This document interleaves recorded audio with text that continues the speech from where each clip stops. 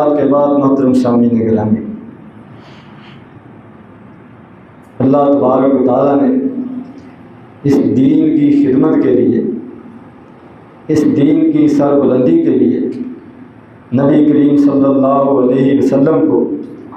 جو ہیرے عطا فرمائے ان میں سے ایک عمر بن خطاب رضی اللہ تعالیٰ عنہ، اور یہ وہ شخصیت ہیں جن کو نبی کریم صلی اللہ علیہ وسلم نے اللہ تبارک و تعالیٰ سے دعا مانگ کر لیا ہے، دعا کر کے حاصل کیا ہے۔ کتنا بڑا اعزاز ہے، مقام ہے۔ حضرت عمر رضی اللہ تعالیٰ عنہ شروع میں اسلام کے بڑے بڑے دشمنوں میں شمار ہوتے تھے، لیکن جب اسلام لے آئے اور دل و جان سے کلمہ پڑھ لیا، مسلمان ہو گئے، تو سب سے بڑے محافظ اسلام کے یہ سمجھے جانے لگے، سب سے بڑے مددگار مسلمانوں کے یہ شمار ہونے لگے، اور نبی کریم صلی اللہ علیہ وسلم کی محبت ان کے دل میں سب سے بڑھ کر اس نے جگہ بنا لی، حتیٰ کہ ایک دفعہ سیدنا عمر رضی اللہ تعالیٰ عنہ خود اس محبت کا اظہار کرنے لگے کہ اللہ کے رسول صلی اللہ علیہ وسلم، دنیا کی ہر چیز سے بڑھ کر مجھے آپ سے محبت ہے، لیکن صرف اپنی ذات جو ہے وہ اس سے مستثنیٰ ہے۔ تو نبی کریم صلی اللہ علیہ وسلم نے فرمایا کہ عمر، ابھی تمہارا ایمان مکمل نہیں ہے، اس وقت تک کوئی بندہ بھی مومن نہیں ہو سکتا جب تک اس کی اپنی جان سے بڑھ کر بھی زیادہ میں اس کے ہاں محبوب نہ بن جاؤں۔ تو فوراً حضرت عمر رضی اللہ تعالیٰ نے فرمایا اگر یہ بات ہے تو ساری دنیا اور اپنی ذات سے بڑھ کر مجھے آپ سے محبت ہے، آپ میرے ہاں محبوب ہیں۔ تو نبی کریم صلی اللہ علیہ وسلم نے ان کی تائید فرمائی اور فرمایا الآن یا عمر، اب تم اپنے ایمان میں مکمل ہوئے۔ یہ نبی کریم صلی اللہ علیہ وسلم کی زبانی گواہی تھی جو سیدنا عمر رضی اللہ تعالیٰ عنہ کے حصے میں، اور عمر رضی اللہ تعالیٰ عنہ نہ صرف نبی کریم صلی اللہ علیہ وسلم کی ذات سے محبت رکھتے تھے، بلکہ آپ کی بات سے، آپ کے فرمان سے سب سے بڑھ کر محبت رکھتے ہیں۔ اور اصل محبت کی علامت بھی یہ ہے کہ جس سے محبت ہو اس کی اطاعت فرما برداری کی ہے،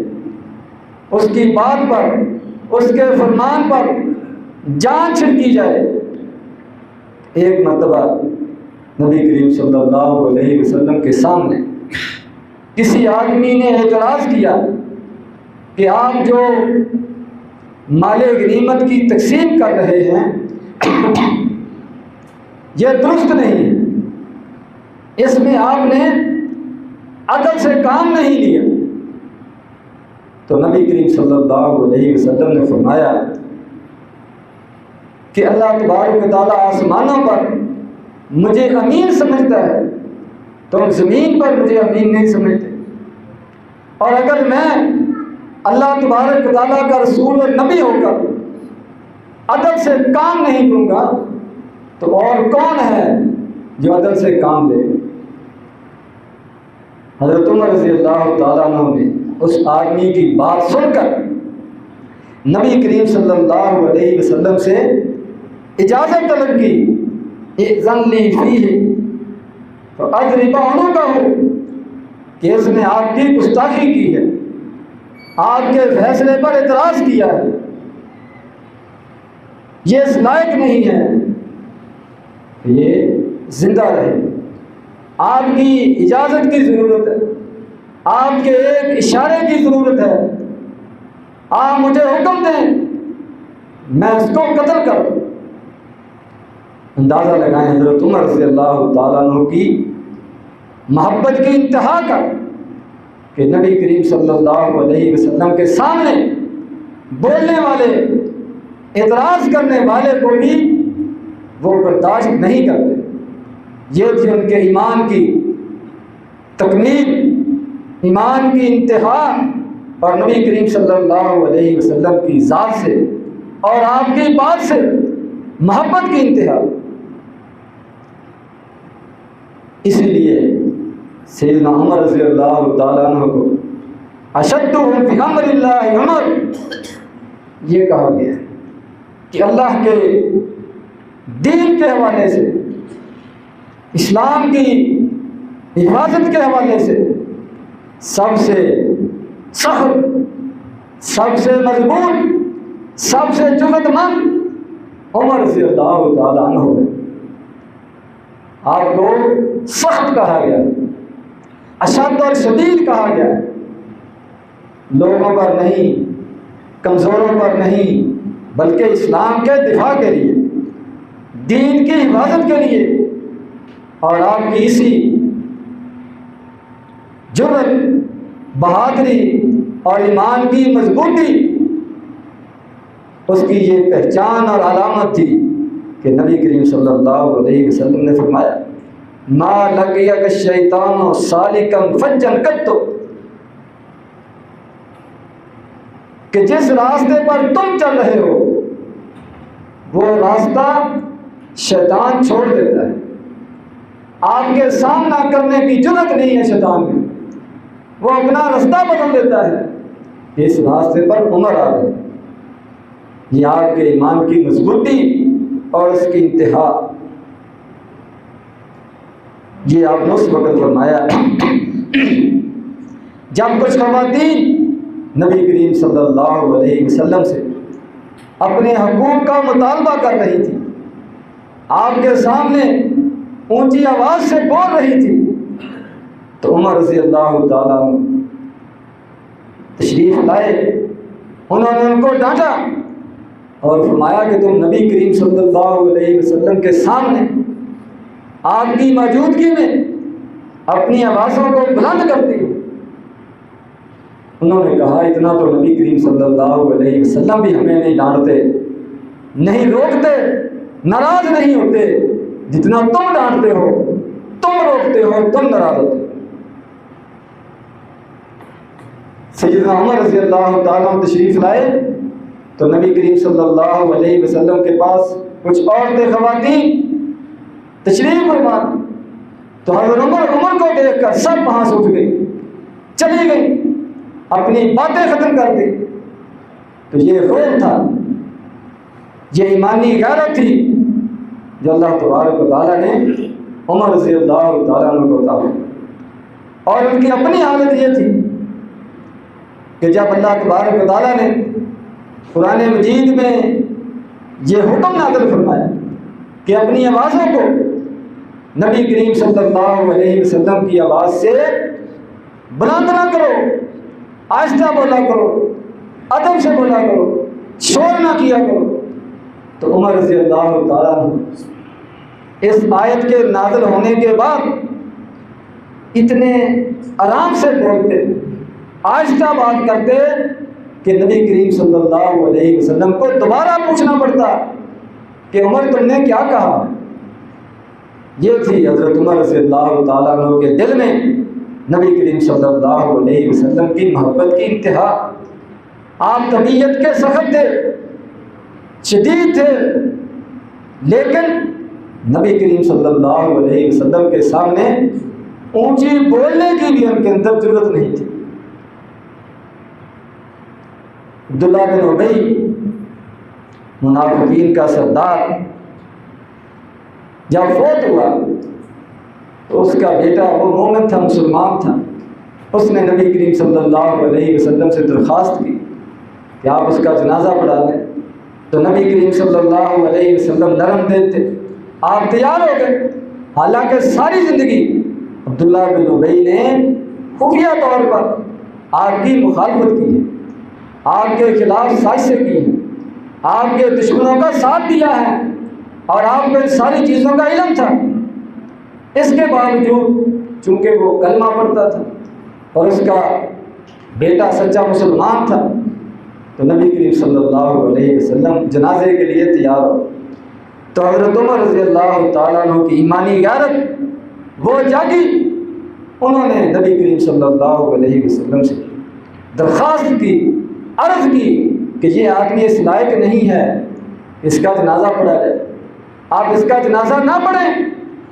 تو نبی کریم صلی اللہ علیہ وسلم نے عمر رضی اللہ تعالیٰ عنہ کو ایک طرف کر دی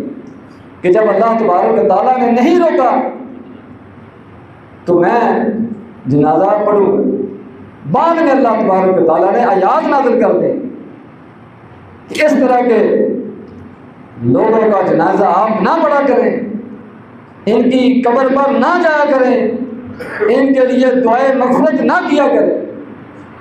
تو پھر نبی کریم صلی اللہ علیہ وسلم کو احساس ہوا کہ عمر رضی اللہ تعالیٰ عنہ ٹھیک کہہ رہے تھے، یہ اللہ تبارک و تعالیٰ نے ان کو بصیرت عطا فرمائی تھی۔ اور بھی کئی مواقع پر بہت سے فیصلے،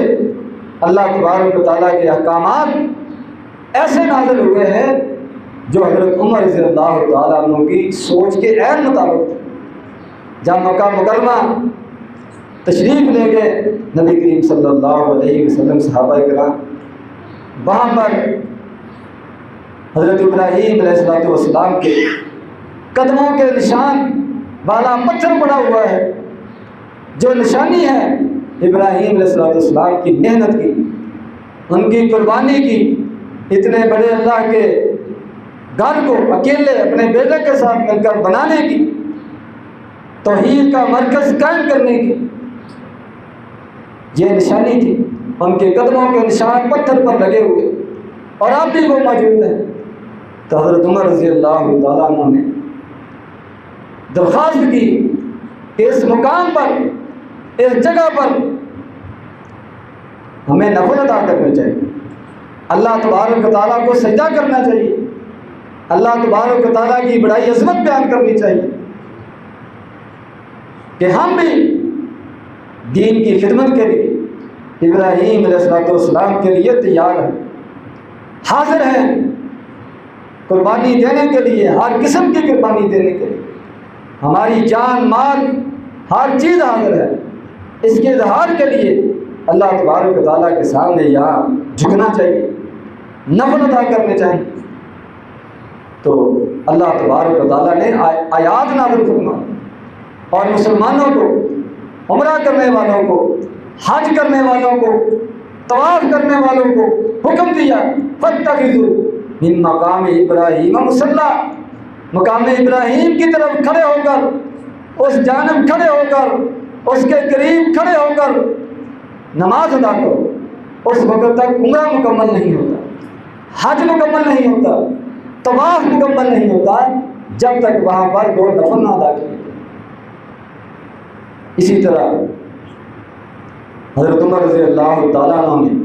نبی کریم صلی اللہ علیہ وسلم سے درخواست کی کہ اور نہیں تو کم از کم آپ کی ازواج مطہرات ان کو پردہ کرنا چاہیے۔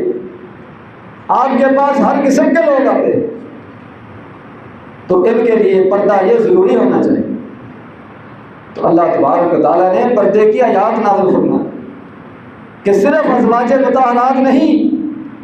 بلکہ سب عورتوں کو حکم ہے کہ وہ آج کے بعد پردہ کیا کریں۔ تو یہ بھی حضرت عمر رضی اللہ تعالیٰ عنہ کی بصیرت، ایمانی قوت، اس کی یہ علامت ہے۔ اسی لیے نبی کریم صلی اللہ علیہ وسلم ایک مرتبہ خواب کے اندر دیکھا کہ میں دودھ پی رہا ہوں، وہ دودھ آپ نے حضرت عمر کو بعد میں دیا، انہوں نے پیا۔ تو آپ سے پوچھا گیا کہ اس کی کیا تعبیر ہے، اس کا کیا مطلب ہے کہ آپ نے خواب کے اندر دودھ پیا ہے اور حضرت عمر رضی اللہ تعالیٰ عنہ نے خواب کے اندر آپ کا بچا ہوا دودھ پیا ہے۔ میں کہ اس کی تعبیر علم ہے کہ اللہ تبارک و تعالیٰ عمر رضی اللہ تعالیٰ عنہ کو وسیع علم عطا فرمائیں، دین کی سمجھ عطا فرمائیں گے، بصیرت عطا فرمائیں گے، قوت فیصلہ عطا فرمائیں گے، مسلمانوں کے مسائل حل کرنے کی صلاحیت عطا فرمائیں گے۔ یہی وجہ ہے کہ سیدنا عمر رضی اللہ تعالیٰ عنہ کا 10 سالہ دور خلافت ایک مثالی دور خلافت سمجھا جاتا ہے۔ بڑے بڑے فیصلے آپ نے اپنے اللہ تبارک و تعالیٰ کے دیے ہوئے علم کی روشنی میں وہ فیصلے فرمائے، امت مسلمہ کے مسائل حل کیے، اور 22 لاکھ مربع کلومیٹر کے علاقے پر حکومت کی، وہاں پر امن قائم کیا، کافروں پر، یہودیوں پر، عیسائیوں پر، ایرانی اور رومی حکومتوں پر ان کا روب طاری تھا۔ اللہ تبارک و تعالیٰ نے ان کے لشکروں کو فتوحات سے نوازا، ان کے فیصلوں کو کامیابی سے نوازا۔ اور عمر رضی اللہ تعالیٰ عنہ کا یہ قول بھی سنہری حروف سے لکھا جانے والا ہے کہ جب حجر اسود کو طواف کے موقع پر بوسہ دینے لگے تو انہوں نے کہا ہم یہ نہیں سمجھتے کہ تو ہمارا کوئی نفع کرنے والا ہے یا ہمیں کوئی نقصان پہنچانے والا ہے یا ہمارا مشکل کشا ہے یا ہمارا معبود ہے، نہیں، تو ایک پتھر ہے، تمہارے اندر الہی صفات نہیں ہیں، اللہ تبارک و تعالیٰ کے اوصاف کمالات نہیں ہیں، صرف نبی کریم صلی اللہ علیہ وسلم کی سنت ہے۔ آپ کا اسوہ حسنہ ہے کہ وہ طواف سے پہلے تجھے بوسہ دیا کرتے تھے، اور سنت پر عمل کرتے ہوئے ہم تجھے بوسہ دے رہے ہیں۔ تو سنت کے مطابق حجر اسود کو بوسہ دیا،